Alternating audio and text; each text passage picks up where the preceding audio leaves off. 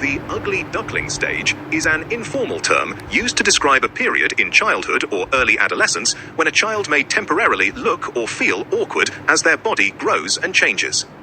It is named after the fairy tale The Ugly Duckling, in which a duckling that seems unattractive eventually grows into a beautiful swan. What happens during this stage? Rapid growth. Arms, legs, hands, and feet may grow faster than the rest of the body, making the child appear lanky or uncoordinated. Facial changes.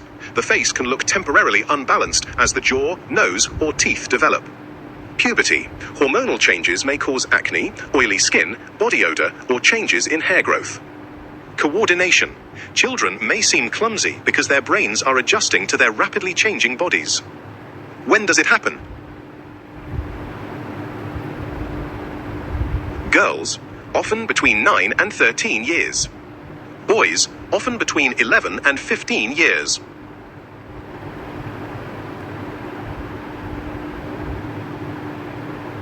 The exact timing varies from child to child. Is it normal? Yes, this is a completely normal part of development. Most children gradually grow into their features as puberty progresses. How can parents help? Reassure children that everyone develops at their own pace. Avoid making negative comments about appearance. Encourage healthy eating, regular exercise, good sleep, and proper skincare. Focus on confidence, kindness, talents, and character rather than physical appearance. It's important to remember that the ugly duckling stage is not a medical diagnosis. It's simply a popular expression for a temporary phase of growth and development.